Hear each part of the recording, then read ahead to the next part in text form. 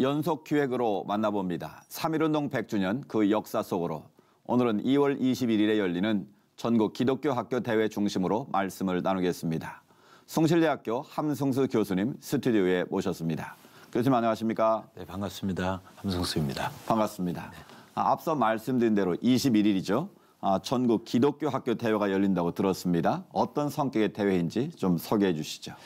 네, 전국 기독교 학교 대회는 3.1운동 100주년을 맞이해서 전국에 있는 기독교 학교 선생님들과 함께 모여서 기독교 학교의 역사, 기독교 학교의 긍지를 찾는 그런 성격의 대회라고 할 수 있겠습니다. 네. 특별히 3.1운동에 직접적으로 참여했던 경신, 배제, 보성, 이화, 정신여고의 학생들, 선생님들뿐만 아니라 오늘날 영락, 대광, 명지학원 같은 기독교 학교들의 선생님들이 모여서 함께 대회를 열 계획이 있습니다. 네, 전국 기독교 학교 대회가 특별히 올해는 역사적으로 3.1운동 100주년이 되는 특별한 해 아니겠습니까? 네. 이 특별한 해 열리는 이유가 있을 것 같습니다. 사실 그 3.1운동이 종교들, 특별히 기독교가 굉장히 역할을 많이 했다는 사실은 잘 알려져 있는데요. 저희들은 더 구체적으로 그 3.1운동의 실제적인 역할을 했던 기독교 학교들 그리고 학생들과 교사들의 역할에 좀 더 관심을 가졌습니다. 네. 돌아보면 사실 3.1운동은 기독교 학교 운동이었다라고 말해도 과언이 아닐 정도로 많은 학생들과 선생님들이 주도적으로 역할을 하였는데요. 이런 부분들을 우리가 다시 한번 재조명해서 우리 안에 거룩한 역사 또 긍지를 가질 수 있는 역사를 다시 한번 재조명하자 이런 목적을 갖고 있습니다. 네. 특별히 3.1운동 100주년의 의미를 담고 대회가 열리는 것 아니겠습니까? 3.1운동 속 기독교 학교, 그 당시에 어떤 역할을 했는지 좀 자세하게 소개해 주시죠. 기독교 학교 역할은 사실 굉장히 광범위했는데요. 네. 크게 보자면 먼저 기지로서 역할을 기독교 학교가 감당했습니다. 기지로서 역할이요? 예, 스테이션이었는데요. 네. 사실 당시 일본 정부는 영국과 미국과의 관계 때문에 다른 종교에 비해서 기독교에 대해서 노골적이거나 직접적인 탄압을 하기는 좀 어려웠습니다. 네. 그래서 독립지사들이 기독교 학교에 모여서 경신학원, 배제학원, 숭실학원에 모여서 거사를 계획하기도 했고요. 또 학생들은 기숙사, 기독교 학교의 기숙사에 모여갖고 자치적으로 독립운동에 대한 계획을 세웠습니다. 또 전국적으로 있었던 기독교 학교들에서 독립선언서들이 만들어지고 네. 태극기가 만들어졌는데요. 그럴 수밖에 없었던 것은 각 학교마다 등사기가 있었기 때문에 독립선언서가 기독교 학교에 은밀히 전해지고 그러면 비밀리에 그 독립선언서를 만들고 또 교사와 학생들은 태극기를 만들어서 시민들에게 나눠주고 독립운동을 실제적으로 이끌어갔던 부분들이 있습니다. 그렇군요. 지금 생각해보면 그 당시 독립만세운동에 참여했던 사람들이 10대 청소년들 아니겠습니까? 네. 그런 분들이 어떻게 민족을 이끄는 선각적인 역할을 할 수 있었던지 그 원동력이 무엇인지 궁금하거든요. 굉장히 이렇게 저는 중요하게 보는 관점인데요. 네. 평양에서 있었던 3.1 만세운동에 맨 앞장섰던 학생들은 숭실학원의 고족대 학생들입니다. 근데 이 학생들의 사진을 보면 지금 초등학생 정도 되는 굉장히 왜소한 체구의 학생들이거든요. 이 친구들이 맨 앞장에 서서 믿는 사람들은 군병 같더니 이 찬양을 연주하면 수많은 어른들과 학생들이 함께 행진을 했습니다. 만약에 일본 군경들이 무력으로 진압했으면 가장 먼저 타격을 입을 것이 바로 그 학생들이었습니다. 그러면 그 당시에 독립운동에 참여했던 기독교 학교의 수가 궁금하거든요. 예, 당시에 전국적으로 기독교 학교들이 있었는데요. 그럴 수 있었던 것은 선교사님들과 토착교회들이 교회를 세우고 그 교회는 학교를 세우는 운동들을 했습니다. 1교회 1학교 운동이라고 할 수 있는데요. 그렇게 세워진 학교가 한 연구에 의하면 823개 정도였다. 사실 숫자로 확인된 그리고 인가된 학교의 하나이기 때문에 확인되지 않은 또 인가가 되지 않은 학교까지 생각한다면 기독교 학교의 수는 훨씬 더 많았으리라고 저희들은 추측하고 네. 있습니다. 당시 기독사학들이 독립운동도 주도했지만 일제의 그 신사참배 반대를 위해서 자진 폐교도 하지 않았습니까? 예. 그 중심에 숭실학교가 있었죠. 네. 1919년도를 기점으로 해갖고 일본이 무단 통치에서 문화 통치로 바꾸는 것은 잘 알려진 사실입니다. 네. 그러면서 가장 먼저 했던 것이 사립학교, 기독교 학교에 대한 탄압입니다.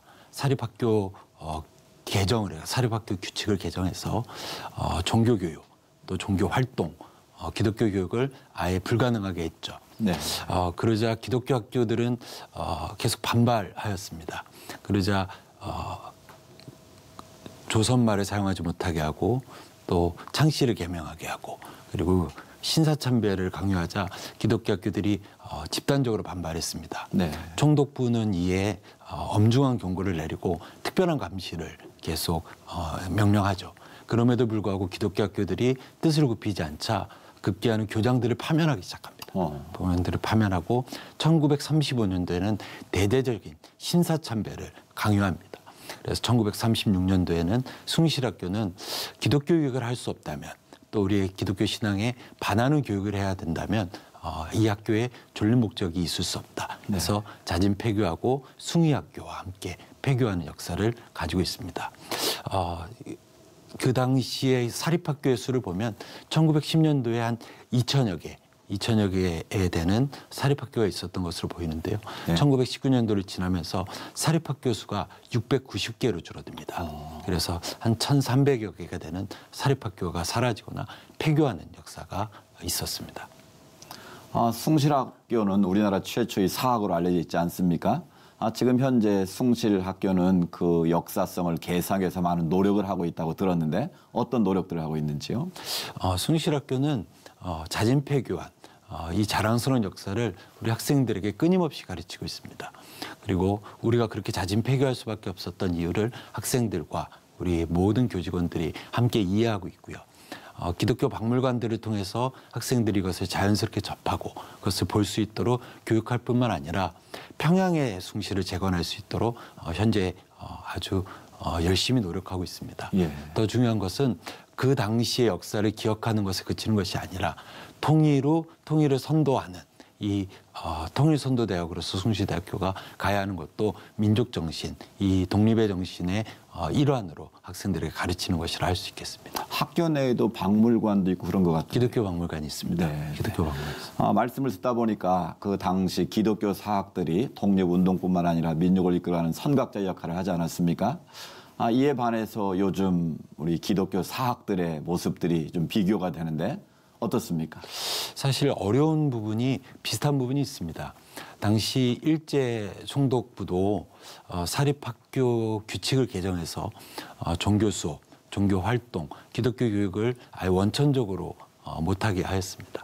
그런데 1974년도에 실시된 평준화 정책으로 인해서 현재 기독교 학교들도 종교 교육, 기독교 교육, 종교 활동을 하는데 역시 어려움을 겪고 있습니다.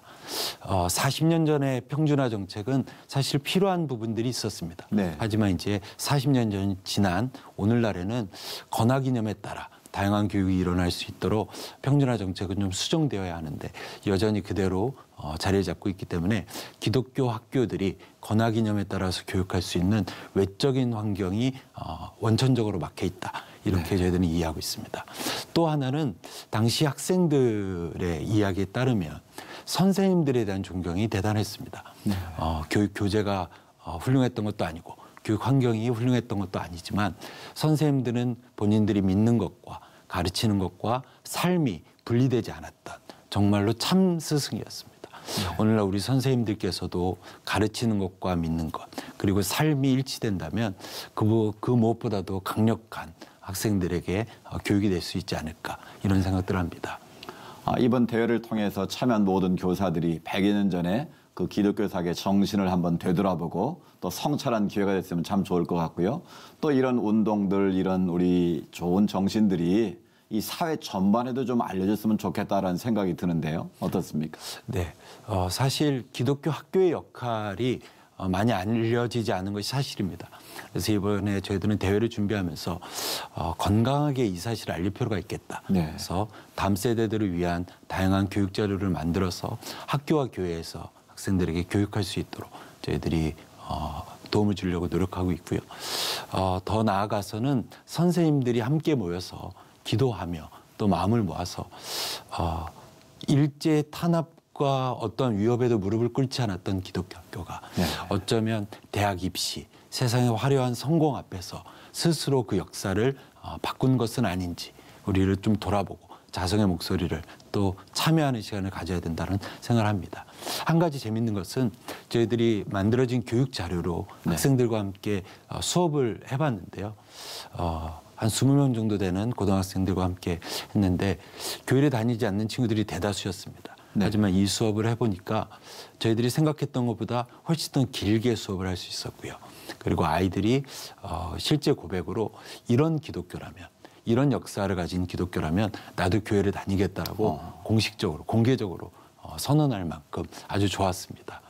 이것이 어떤 기독교 학교의 역사를 자랑하는 데 그치는 것이 아니라 오늘날 우리 기독교 학교가 어떤 사명을 감당해야 하는지 이 부분에 우리가 다시 한번 생각을 주는 계기가 되는 그런 대회가 됐으면 합니다. 네, 말씀하신 것처럼 이번 대회를 통해서 기독교 역사의 정통성을 다시 한번 되짚어보고 또 앞으로 이 한국 교회가 어떻게 나아가야 될 것인가, 또 학교가 어떤 일을 감당해야 될 것인가를 대안을 제시하는 좋은 대회가 되기를 저희도 기도하겠습니다. 오늘 말씀 감사합니다.